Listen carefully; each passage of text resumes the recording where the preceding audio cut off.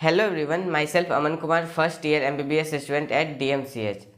तो आज का ये वीडियो उनके लिए है जिनका बायोलॉजी और केमिस्ट्री अच्छे से कंप्लीट हो गया है, मतलब उसमें कोई प्रॉब्लम नहीं है। फिजिक्स में मेनली प्रॉब्लम है। फिजिक्स में जिन्होंने अभी तक नहीं पढ़ा या जिनका सिलेबस नहीं कंप्लीट हुआ, जिनको समझ नहीं आ रहा है कि वो कौन कौन से चैप्टर है जो कि बहुत ज़्यादा इंपॉर्टेंट है नीट के लिए, जिनको करके जाना एकदम ज़रूरी ही है।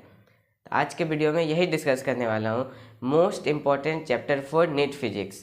मतलब ये वो चैप्टर होने वाले हैं जिनको आप बिना पढ़े नीट में एग्ज़ाम देने नहीं जा सकते हैं। इसका क्या मतलब होगा? मतलब इससे मैक्सिमम क्वेश्चन नीट एग्ज़ाम में आते हैं। जो चैप्टर मैं बताने वाला हूँ इन्हीं चैप्टर से आते हैं। तो चलिए वीडियो को स्टार्ट करते हैं। ये जो मैंने चैप्टर्स का लिस्ट बनाया है, ये मैंने पिछले 5 साल के पेपर को एनालाइज करके बनाया है। पिछले 5 साल के पेपर में वो कौन कौन से चैप्टर हैं जिनसे मैक्सिमम क्वेश्चन पूछे गए हैं नीट एग्जाम में, वो सारे चैप्टर्स के इंक्लूडेड है इसमें। तो पहला चैप्टर है unit and dimension. Unit and dimension से हर साल 3 से 4 क्वेश्चन 3 से 4 question direct as it is इस चैप्टर से आते हैं। अगर मैं सारे चैप्टर्स में भी अगर आपको बताऊं कि सबसे ज़्यादा इंपॉर्टेंट चैप्टर कौन सा है, तो वो यूनिट एंड डायमेंशन ही है। और इस चैप्टर में इंपॉर्टेंट टॉपिक जैसे कि एरर हो गया, सिग्निफिकेंट फिगर हो गया, डायमेंशनल एनालिसिस हो गया। जो डायमेंशनल एनालिसिस है वो सबसे ज़्यादा इंपॉर्टेंट टॉपिक है इस चैप्टर का, क्योंकि डायमेंशनल एनालिसिस का यूज करके आप ना ही सिर्फ इस चैप्टर के क्वेश्चन, बाकी बहुत सारे चैप्टर्स के क्वेश्चन आप कर सकते हो बिना उस चैप्टर को पढ़े हुए भी।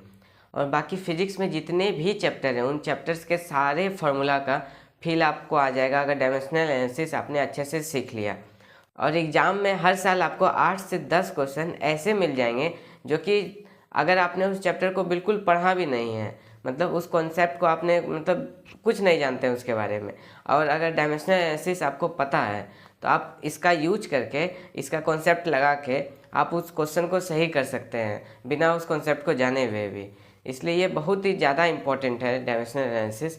ये पूरा unit and dimension chapter usually लोग इसे बाद में पढ़ते हैं या इग्नोर कर देते हैं, मतलब कम वेटेज का समझते हैं। छोटा चैप्टर है, आसान चैप्टर है, लेकिन ये बहुत ही ज़्यादा इंपॉर्टेंट चैप्टर है। आपको इसको एकदम अच्छे से पढ़ना है। और जो नेक्स्ट चैप्टर है वो है ग्रेविटेशन। ग्रेविटेशन एक छोटा सा चैप्टर है, आसान चैप्टर है, और इसके कॉन्सेप्ट और इलेक्ट्रोस्टैटिक्स के कॉन्सेप्ट एक जैसे हैं। अगर आप इनमें से कोई एक चैप्टर भी अच्छे से पढ़ लेते हैं तो दूसरे चैप्टर के क्वेश्चन आपसे आसानी से बन जाएंगे। ये दोनों के कॉन्सेप्ट लगभग सिमिलर हैं। और ग्रेविटेशन में इंपॉर्टेंट चीज़ जैसे कि एक्सीलरेशन ड्यू टू ग्रेविटी बहुत ज़्यादा इंपॉर्टेंट है।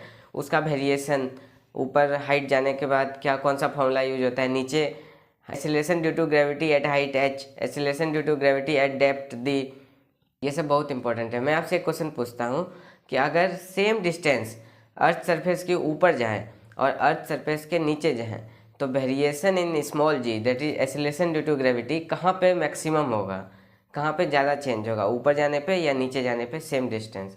आप इसका आंसर कमेंट कीजिएगा। और इलेक्ट्रोस्टैटिक्स और ग्रेविटेशन अगर ऐड करके बताए तो लगभग 4 से 5 क्वेश्चन, तो 4 से 5 क्वेश्चन हर साल आपको मिल जाते हैं पेपर में इन दोनों चैप्टर से रिलेटेड। ग्रेविटेशन के बाद नेक्स्ट चैप्टर है करंट इलेक्ट्रिसिटी। करंट इलेक्ट्रिसिटी से भी लगभग हर साल 4 क्वेश्चन आते हैं। और ये जो करंट इलेक्ट्रिसिटी चैप्टर है ये भी पूरा फार्मूला बेस्ड चैप्टर ही है। इसमें फार्मूला जैसे कि current, voltage, resistance, resistivity, conductance, conductivity, drift velocity, mobility, electric field, electric force, इस सब के जो फार्मूला हैं ये सब बहुत ही ज़्यादा इंपॉर्टेंट है और कॉमनली एग्जाम में आते ही हैं।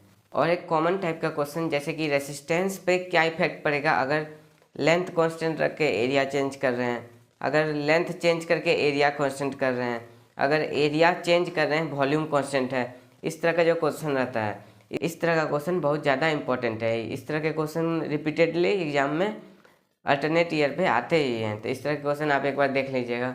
और बाकी colour coding of the resistance ये भी इंपॉर्टेंट है। और इस चैप्टर में जो डिवाइस सब है वो सब इंपॉर्टेंट है, galvanometer, ammeter, potentiometer, wire, metre bridge, ये सब इंपॉर्टेंट है। इस सब से भी एक क्वेश्चन रहता ही है। जो नेक्स्ट इंपॉर्टेंट चैप्टर है वो है रे ऑप्टिक्स। रे ऑप्टिक्स से भी लगभग 4 से 5 क्वेश्चन आ ही जाते हैं। रे ऑप्टिक्स में इंपॉर्टेंट टॉपिक जैसे कि एक मिरर वाला जो रहता है, 2-3 मिरर ऐड कर देते हैं, हम बोलते हैं नंबर ऑफ इमेज फॉर्म्ड कितना होगा, उस तरह के क्वेश्चन इंपॉर्टेंट होते हैं। बाकी मिरर से ज़्यादा इंपॉर्टेंट लेंस का क्वेश्चन रहता है, क्योंकि लेंस का क्वेश्चन ही हर साल लगभग नीट में आता ही है 1 से 2 क्वेश्चन। और एक फॉर्मूला जो हमको याद आ रहा है, R = D/(μ²-1)√अंडर।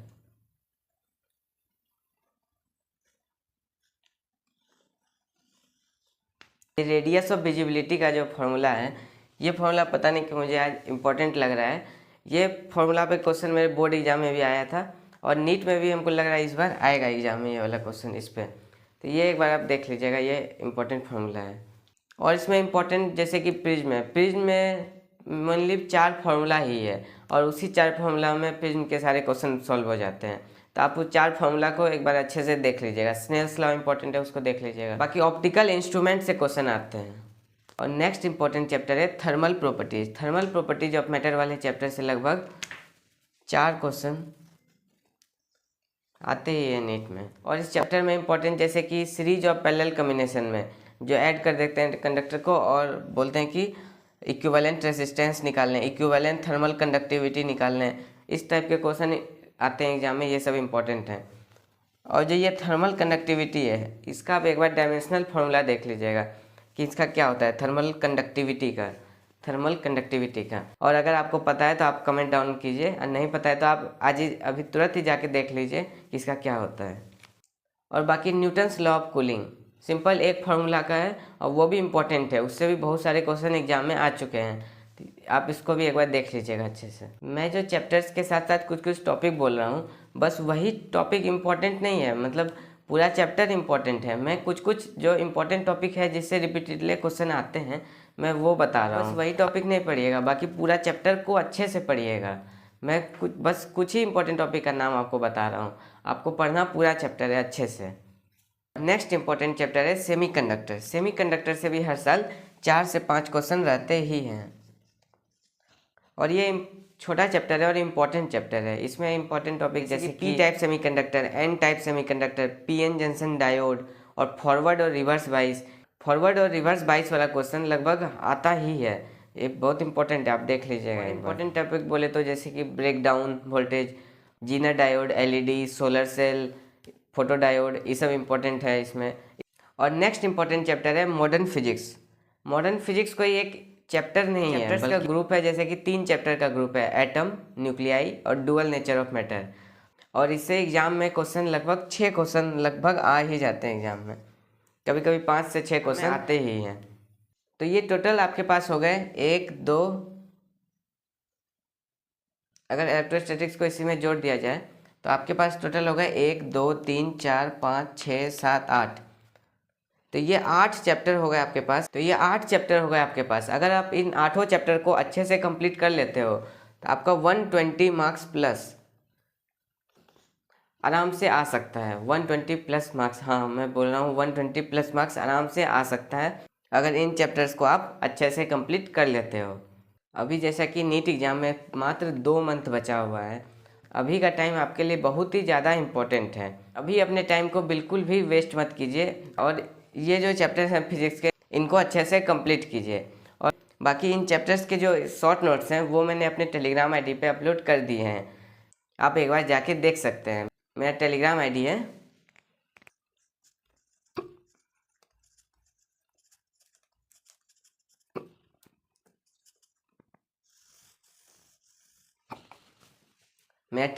यही है, आप इसे सर्च कीजिएगा टेलीग्राम पे आ जाएगा, इसमें सारे नोट्स डाले हुए हैं, आप एक बार जाके देख लीजिएगा। तो आप लोग पूरी मेहनत से पढ़ाई करते रहिए और इस बार सेलेक्ट होकर दिखाइए। All the very best.